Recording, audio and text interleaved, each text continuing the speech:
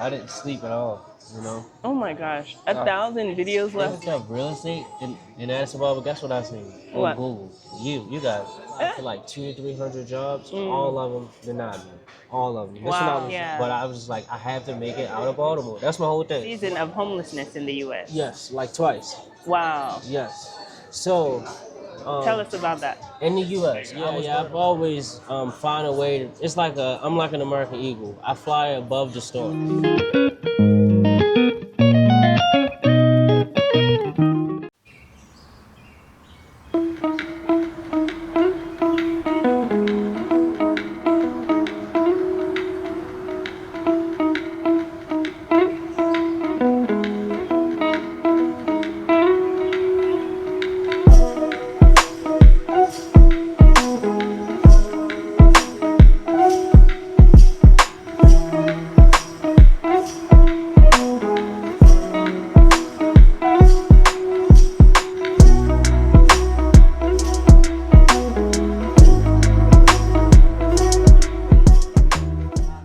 Hey guys, welcome back to my channel. Today we are here in Bole at Konark Indian Restaurant and Bar. Konark is a really excellent place. They have amazing, authentic Indian food. They've got a bar area. They serve delicious desserts, fresh juice. All of that is here at Konark. Occasionally, they do also play live music. So they have bands that will come in and sing, play music, give it a really enjoyable atmosphere. Also in the evenings, they have a large fire pit in the middle. And so it just really sets a nice ambiance here at Konark Restaurant. So as the food comes out, I'll show you guys what we're eating and then just kind of introduce everything to you. Today we are here with our brother. Yeah, it's Key here. I'm a lifelong entrepreneur that specializes in product engineer from the DMV area. And I just moved to Addis Ababa. I'm loving it so far. Excellent, excellent. So you said your name is Key. That's your real Yes. name or that's a nickname? That's my initials. My name is Kyron. Okay. You can reach me at Kyron Network on any platform or KyronNetwork.com. Okay, cool. So I can put that on the screen and in the description box below in case you guys are interested to reach out to Key. I can call you that, right? Yes. Okay, cool. So, Key, are you Ethiopian?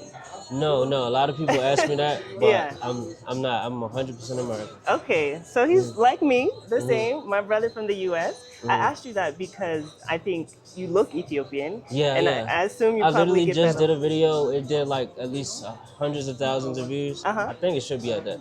And I just asked people, do I blend in? And they was like, man, I don't know if you're American or Ethiopian. Right, they get confused. Yeah. Yeah, actually when we came, the guy, the waiter assumed he was Ethiopian. Oh, wow. And was talking to my husband and he was like, no, he doesn't speak Amharic. But you do, right? You say? Just a little bit, just basic stuff like how to order food. Okay. How to count to like 50. Just different stuff. I had to learn it really quick. Oh, that's really good. Yeah. The language will help you go far in Ethiopia. Yeah. Because people here speak English, but it's not widely spoken. So Yes. definitely learning the language will help you blend into society and all of that. Excellent. Okay, so tell us a little bit about Key. Like, who are you? Where are you from? Okay, so I'm from Maryland, the Baltimore area.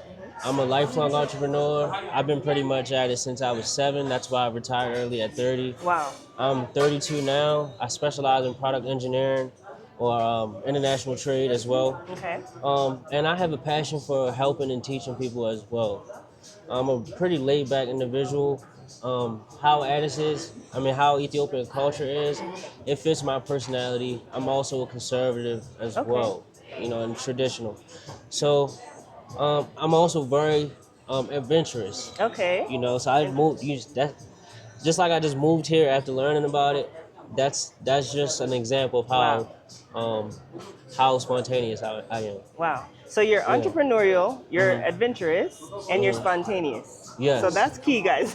Where are That's you from? key. That's Key. Excuse the pun. His name, and also it's critical to know this information. Yeah. Okay, so where are you from in the U.S.?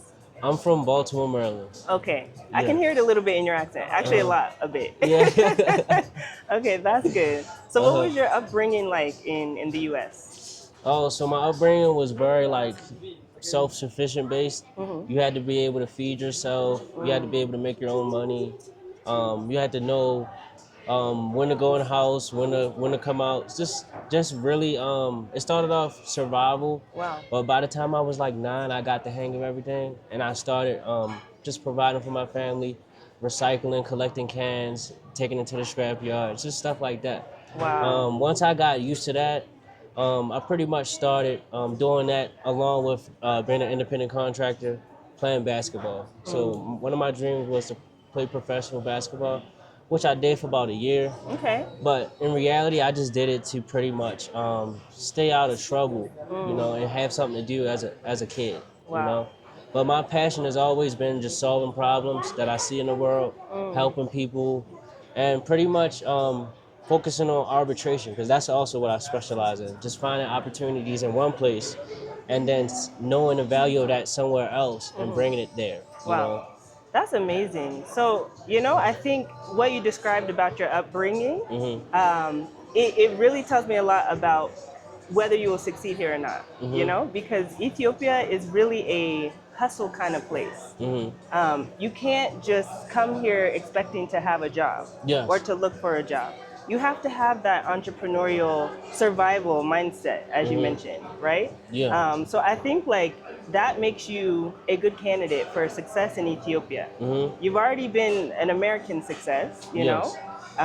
That's good to hear because sometimes I think we get a reputation, especially Black people in the U.S., of being lazy or just into gangs and into trouble. And it's not that that stuff may not have been a part of your life, but you found a way to overcome it. Yeah. I've always found a way to. It's like I'm like an American eagle. I fly above the storm, Wow.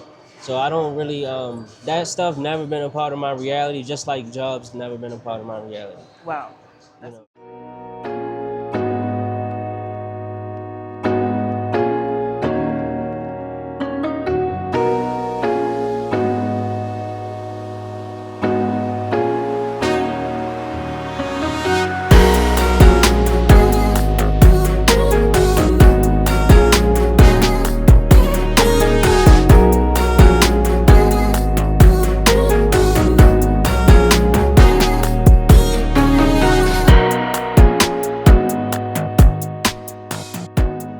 Okay, so can you tell us a little bit more about some of the circumstances that you had to overcome in the U.S.?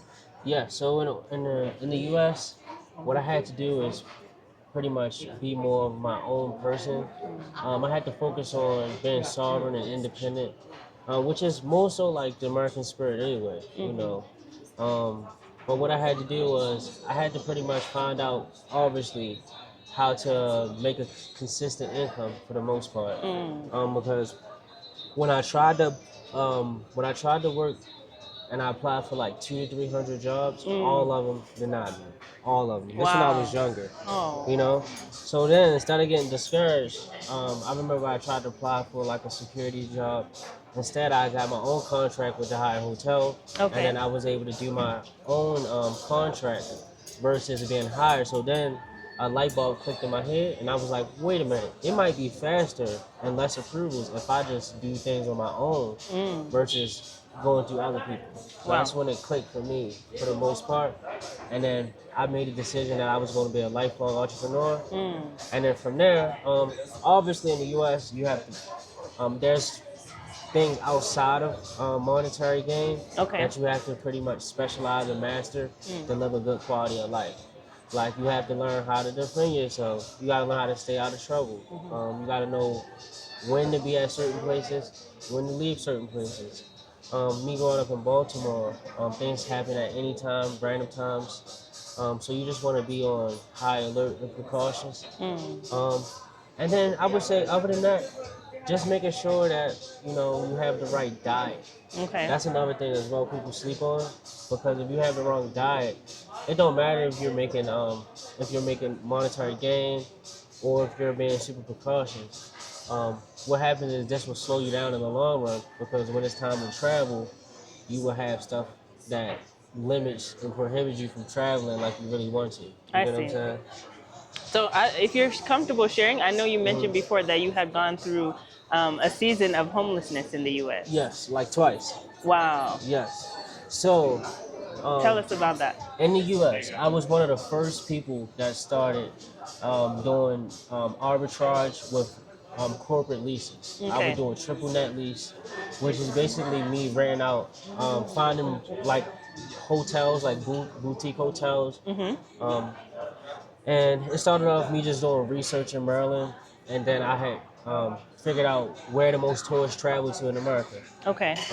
It was this little hub in South Florida Mhm. between Fort Lauderdale and Miami. Okay. And this is where like the cruise people are going, the people flying from Europe, people flying from like everywhere in the whole world. Like I think it's like 40 million.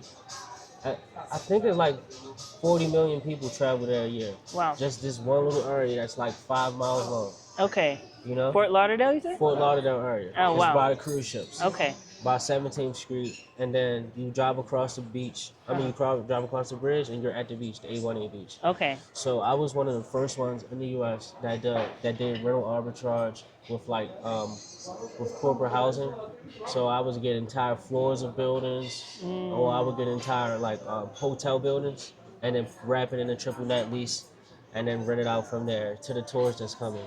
So to do that, I had to sleep outside. So I had to reverse my sleeping schedule. Sleep outside. Yeah, I was slept during the daytime at the beach because it's Okay. illegal to sleep at nighttime on the beach because it's shut down. Okay. The beach shut down.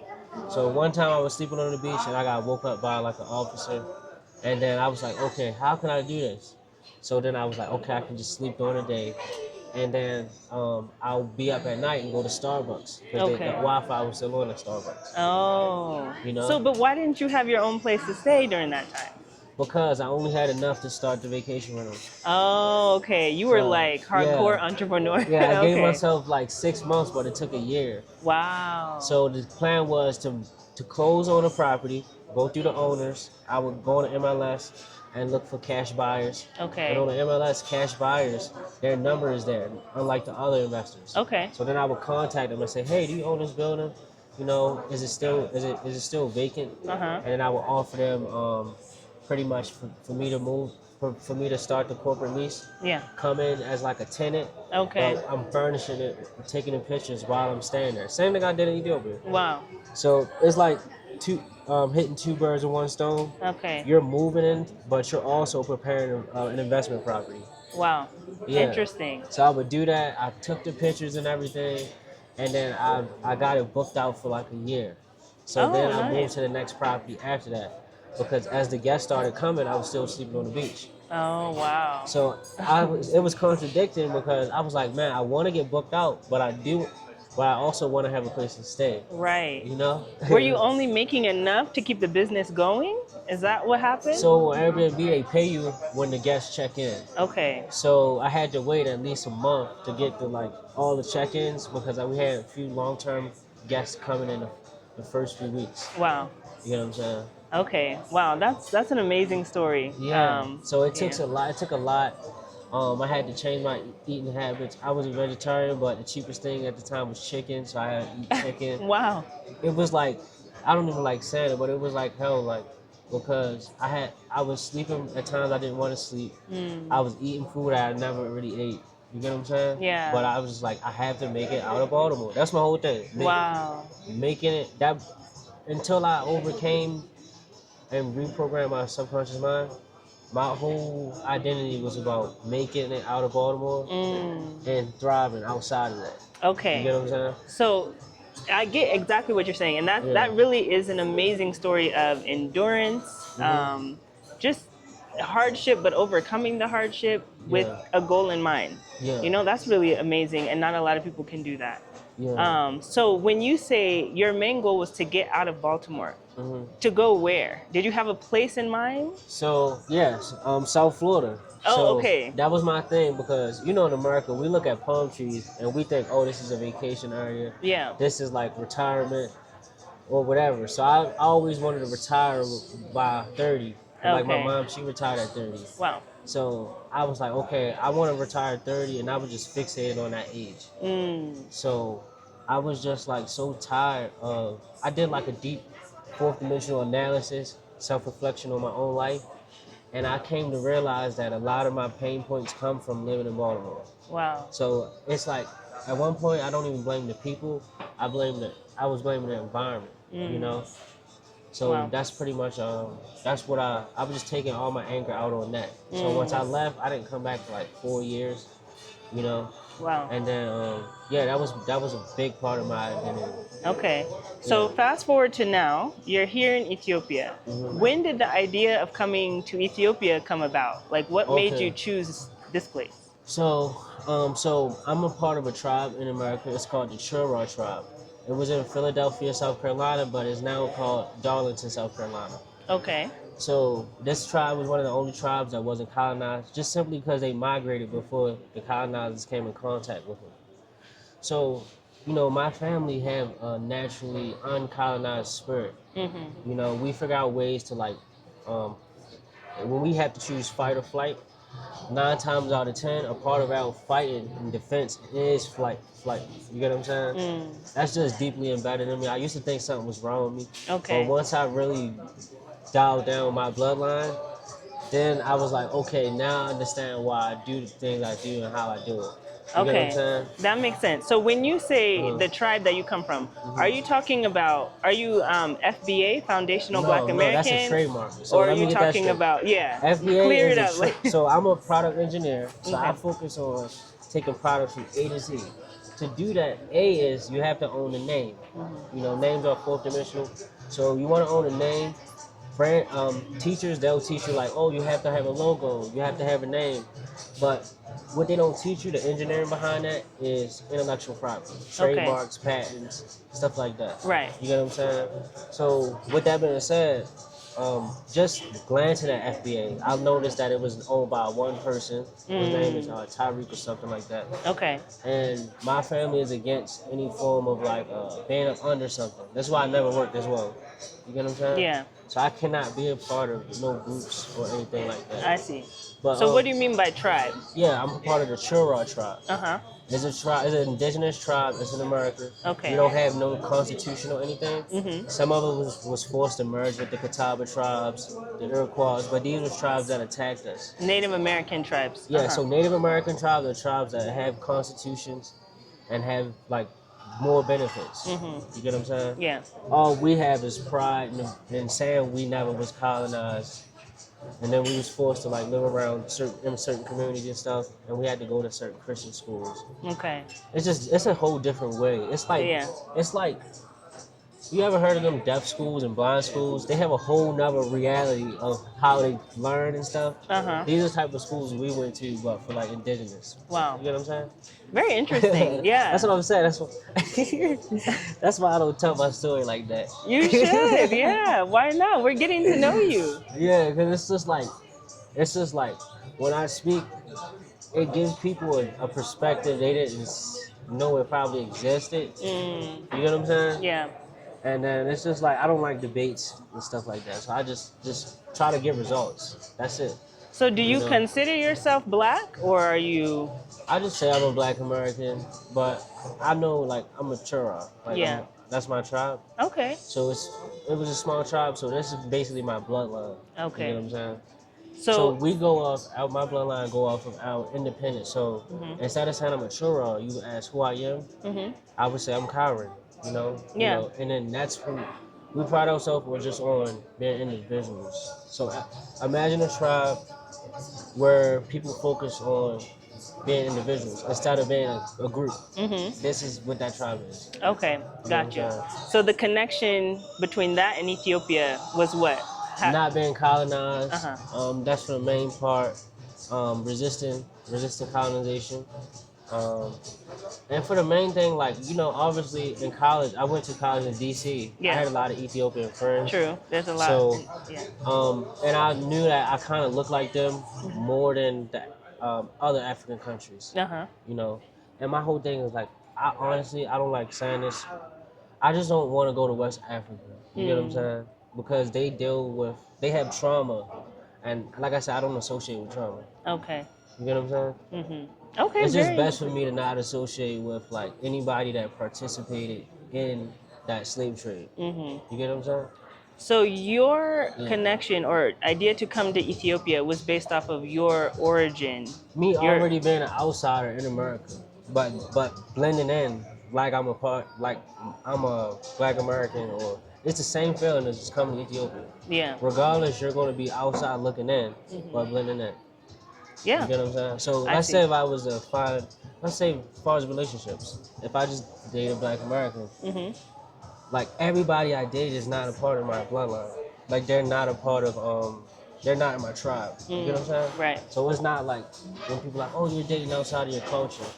You get what I'm saying? Regardless who I date in the whole world is outside of my culture. You get what I'm saying? Got you. So Okay, so it's just basically taking a vulnerability Uh-huh. and turning it into a strength.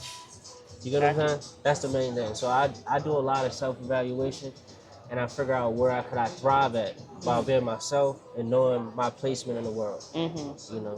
Interesting. Yeah. So you already had some knowledge about Ethiopia before you decided to move here.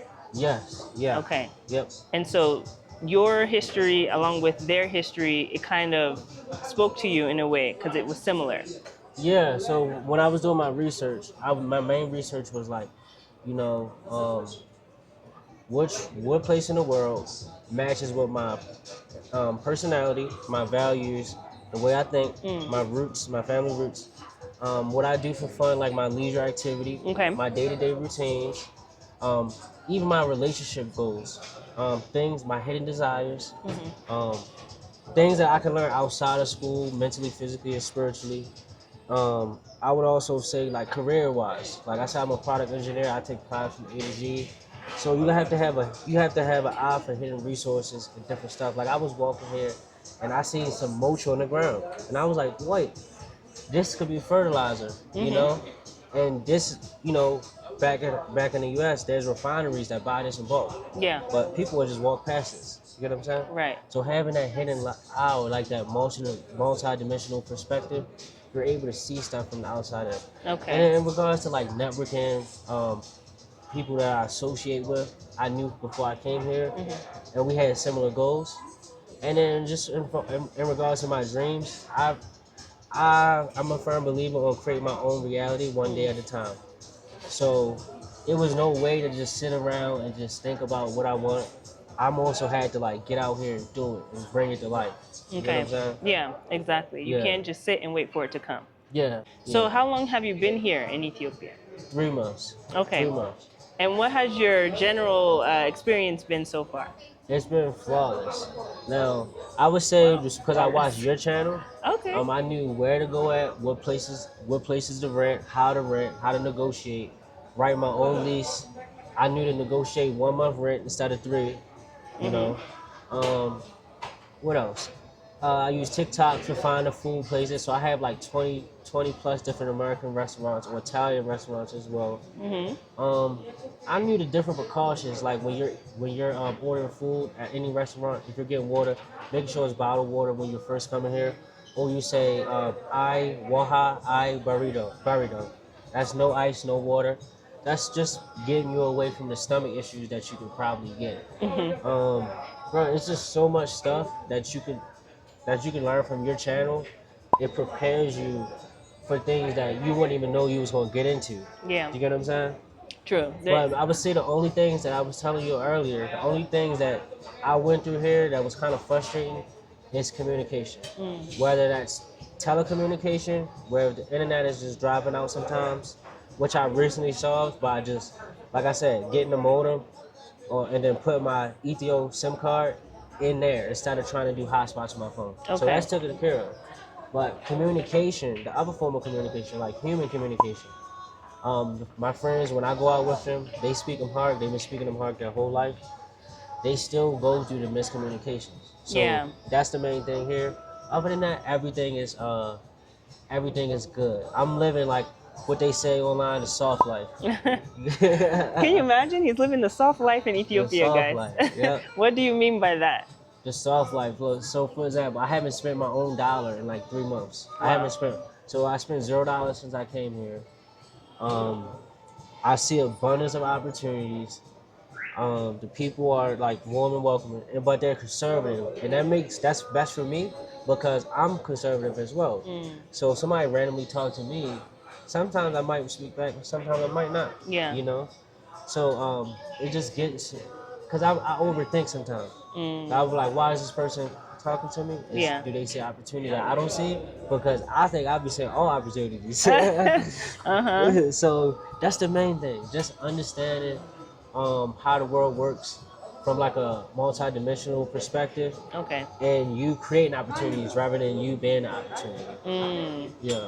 Yeah, that's a good way to look at it. Creating Yeah. opportunities instead of the one being the opportunity. Yeah, and a good way to you to mitigate that is pretty much if you're going after something, 9 times out of 10 is genuine. But if somebody come up to you with some opportunity, 9 times out of 10 you're the opportunity. Mm. You get what I'm saying? So mainly make sure things are outgoing, unless it's something that aligns with your purpose in life. You get what I'm saying? Okay. Yeah. Like when I contacted you, it was outgoing, you know, Yes. versus somebody saying, "Hey, come do this." Then I Right. would just do research, figure out what it is, if their channel aligns with my individuality Yes. and beliefs and all that, Mhm. and then go from there. But if locals are walking up to you, sometimes they'll see an opportunity that you may think that they don't see, but they definitely see it. Yeah.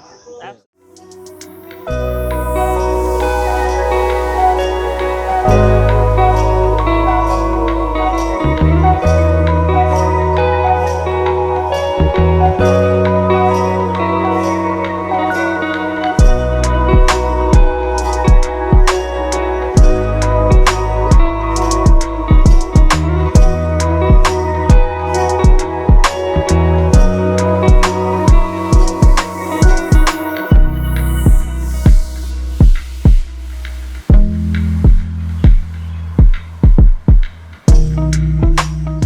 All right, Key. So we just celebrated Christmas in Ethiopia, which is not at the exact same time the rest of the world is celebrating. Mhm. And it's a little bit different here. Did you get a chance to experience any of the Ethiopian Christmas Yes, festivities? yes.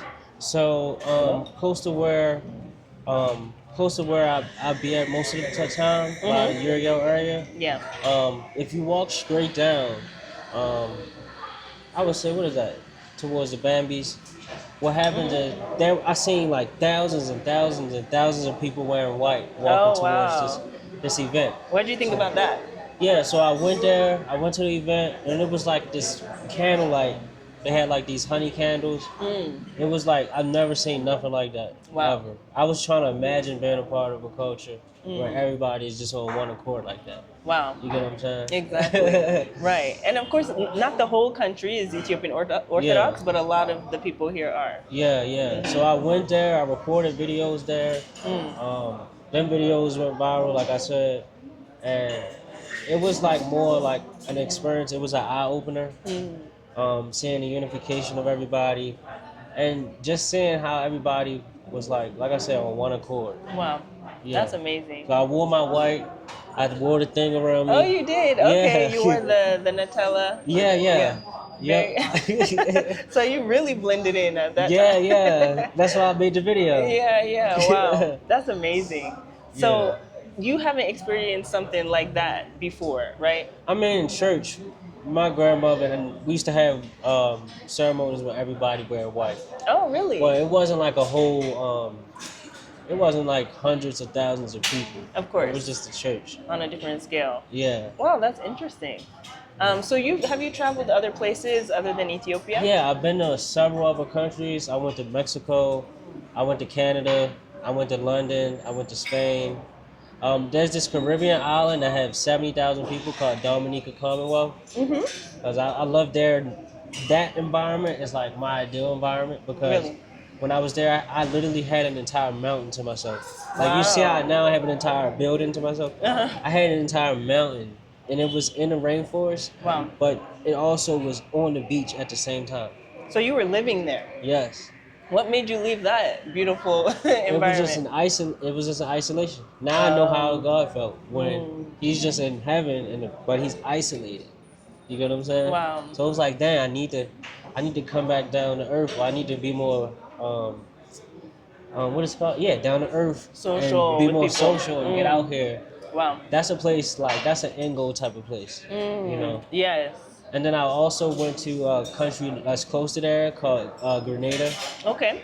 Grenada, I love Grenada because it's just like there. They have the tropicalness and everything, but they're more like They're more American.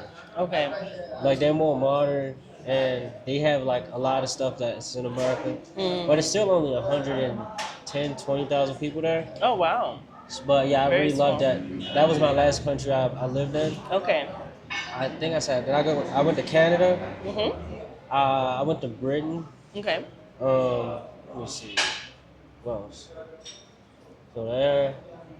And yeah, I would say those are the main countries I've been to. Wow. London, Spain, Canada, Ethiopia, Mhm. Grenada, Dominican Commonwealth. Wow.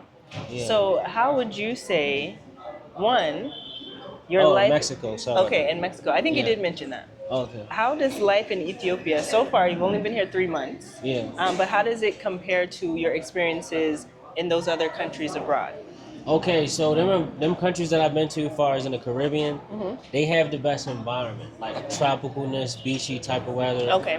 that most Americans think about when they think about retirement. Retirement, vacation, all Yeah, of yeah. Mm-hmm. So I was like, okay, it's no point in vacationing because every day is a vacation. You get what I'm saying? So that put me in that mentality. Okay. Mexico, it kind of felt isolating because people don't speak your language, Mm. and it's not as like welcoming. You Oh, know? really? Okay. Yeah, and then I would say London and Spain, Mm-hmm. and in Britain, the Britain area. Yeah. It was kind of like it was more so transactional there. I just played basketball there, Okay. and it was more like a blur. You get what I'm saying? So it really wasn't that many connections. Canada, it's just like America, but you Yeah. know how Americans view Canadians. We think that there's no point of going there because America is better, you know. But Okay. Ethiopia has something that all these countries didn't have. Uh-huh. It makes you feel like at home. Wow. Something the environment can't make you feel. You get what I'm saying? I do understand that. Yeah. So you're saying even as a black American, coming from America to Ethiopia, you felt at home here. Yeah, I felt just like I feel in America. Like Really? I can just do whatever I want, whenever I want, however I want, as long as I'm not hurting anybody Yeah. and I'm living righteous and living through my moral principles. It's super, convenient here for me. Wow. Like literally. So do you prefer life in Ethiopia or life in America? Well, actually both. Okay. Yeah, because I have a good setup in America. Um, in America, it's just like I built a life there that it fits me like a glove, just like here. You know, it's actually almost the same. Okay. You know, It's interesting to in hear my you say family, we don't really associate with like outsiders like that. that. So it's feeling like I'm here by myself is how I feel everywhere, even in America. Okay. You know what I'm saying? So you even feel isolated in the U.S. Yeah, it's a natural feeling that specifically my family express a lot. You know, this is why we join churches, join humanitarian groups. You know, we tried to blend in and try to be a part of like the Black American groups and everything like that. But it's just nothing works. So you just have to take that isolation and turn it into an ability or a strength. You Yeah. know? So I was like, okay, what's the point of feeling isolated? I can literally travel. You get what I'm saying? Yeah. And really be isolated. Exactly. You get what I'm And saying? experience the world, Yeah. right? Yep. And your background kind of prepared you for times when you might not feel Yep. included, Yeah. right? Okay, But that's not being included, you're able to see stuff from the outside looking in. yes. So you get to see from like the life from the observation, Standpoint, observer yeah. point of view. You know what I'm Yeah. saying? Which is kind of similar to like thinking from a fourth dimensional perspective. You're seeing from the outside in, so you get to judge it unbiasedly. And that's how I feel like more business ideas kind of Yes. are generated, right? Yes. Because you are an outsider looking in, so you can kind of see where the opportunities are or Yeah. where the gaps might be. Arbitration. Yeah. Exactly. Okay, so kind of moving in that same direction, what is your plan for being in Ethiopia long term? What do you hope to accomplish? Yeah. So I was planning on doing some humanitarian type of projects Okay. where we're dealing with helping the environment. you know. Mhm. And I feel like that's going to do really good. That's going to help the country and help also like more like opportunities here as well in Mhm. regards to that. You know, so more like environmental based businesses Okay. where you can pretty much take waste. And you ever heard that saying, "Another man's trash is another man's treasure"? Yeah. Yeah, but creating wealth off of helping people and Mm. using that same business model. Okay, You I know what I'm like saying? that. Yeah, I definitely could see opportunities for environmental based Yeah. projects and businesses. Definitely, it seems Mhm. like that is a good avenue to go down. Mhm. Maybe not as explored, maybe as some other business types Yeah. that are happening already in Ethiopia. Mhm. So I think that's really smart. Okay, so have you had an opportunity to maybe make friends or explore new relationships in Ethiopia? Yes. How has Yeah. that So been? I have quite a few friends here. Okay. Um, you know, we meet up sometimes, but they all have their own life. In regards to a relationship, I've met someone before I even come in here Oh on wow. TikTok. Oh, So that's interesting. I just randomly downloaded TikTok. My Uh-huh. mother told me download TikTok. Okay. I was against it, and then I was during the time I was already shopping for like looking for furniture and stuff Okay. for when I get a property. Just trying to think ahead and have foresight. But then one time I was scrolling on TikTok and I seen someone on live selling a couch Okay. and like furniture and stuff. So then I asked all I asked is how much is the couch and it's where could I find it in Ethiopia? And then a person messaged me 3 days later. Mm. They was just saying they could teach me Amharic, and Wow. they could Was it the same person? yeah, same Okay. person. Yep. That she just didn't have no pictures, and her account was on private. Okay. So I was like, okay. So then she started taking initiative on her own, just calling me every day, Mm. and also helping me with my businesses. Okay. So I used to hire like VAs in the Philippines, Mhm. but then she said, no, don't hire no one else. I'm going to quit my job today, and then I'm gonna be your assistant. So that's pretty much how it started. Just like Okay. that. And you guys have been inseparable ever since. Yeah, when I landed at the airport, she brought me roses and got a driver. I was like, you don't have to do that. Right. It was more than what you expected. Yeah, I was just expecting a driver to meet me. You Yeah. know. But yeah, when I moved here with my dog, so she Okay. also take care of my dog. She wash my dog, feed it, Wow. custom meals, everything. Wow. Okay, so that's what you meant that you live in the soft life in Ethiopia. Yeah, yeah. That's All around the definitely. board. Yeah. All around the board. Okay, well that's Cause interesting. she's a lifelong entrepreneur. Like she just like me. I'm a lifelong entrepreneur. Uh-huh. She dropped out of school to work for the company as a contractor, Okay. and then she was just trying to buy like a sewing machine and some equipment so she can start buying clothes and then I think creating the clothes and then selling. Yeah, You making know? and selling clothes. Okay. Yeah. Yep. Did she do it or not yet? That's Yeah, something yeah. she So was. instead of doing that, she's looking at exporting the Okay. clothes to different refineries that buy like cotton in the U.S. Mm. Yeah. Okay. So I That's kind of like, gave her like a what is it? I kind of like took her idea and then I like took it to the next level. I You see. get what I'm saying? Okay. Very nice. So you guys sound like a good team. Yeah, just like you and your husband. Thank you. Yeah. Appreciate that. Okay, so you've had a chance to meet people and to kind of mingle in the society. Is this a place you can see yourself living long term? Yeah. I already moved here long term. Okay, you've already Yeah, so I brought decided. my dog and everything Mhm. that I want to bring here, and then yeah, I'm pretty much I pretty much is like settled down here, Yeah. and until further notice, I'm here. You know. Okay. So, what advice do you have for others who might be watching this video and who are thinking about a move to Ethiopia? My advice is Ethiopia is a great country. However, you want to make sure that you have guidance when you come here. So make sure you know someone, or if you don't know someone, join a network Yeah. or get a consultation. You get what I'm saying? Because the things that you don't think you need to prepare for, like what you don't know, you don't know. Yeah. So it's going to surprise you, and this is what is going to leave you shocked, which they call a culture shock. I was able to prevent culture shocks by just doing research Yeah. for at least a year before coming. Good. And just watching your content. But I would say guidance is like a roadmap. You Yes. get what I'm saying? You don't want to go down the one way or the wrong way. You want to have that guidance. Right.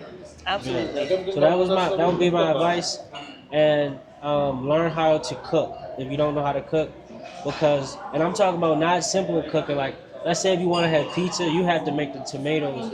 You have to like make the pizza sauce from tomatoes. If you want to, yeah, you got to learn how to do everything if you want to eat the same way you eat in America. Right. You know, making the pizza crust, like, Yeah. you know, And all of with it. the dough and all of that. Yeah. Yeah. Especially I think if you want variety. Yes. Because you're not always going to find exactly the same thing that you had in the U.S. or wherever you came from. So if you know how to make it yourself, I think the better. And I got one other advice in regards to money. You want to make sure you have at least $1,000 a month in passive income before you come here.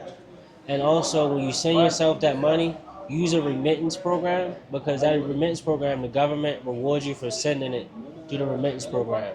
And I will only use it for them instead of like exchanging money elsewhere. Like Western Union is a good example of a government-backed remittance program. Right now, you're getting like 170 per $1. You get what I'm saying? You can't really beat that. Right. So that takes you a long way when you come here. That's really good advice. Yeah. So if people want to reach out to you and maybe watch your content or get more information from you, how can they reach you? Okay, so my username on every platform, like literally every platform, is Kyron Network, Kyron Network. Okay. Or you could just go to kyronnetwork.com and you'll see everything. Perfect. And like I mentioned before, I'll put it on the screen and in the description below. Make sure you guys reach out to Kyron or Key, and he can discuss further with you. Yes. Support him on his journey here in Ethiopia. If you see him around, say hello. Don't be shy. And yeah, thank you so much for your time and for the interview. I really appreciate it. And I'll see you guys in the next one. Okay. Bye-bye.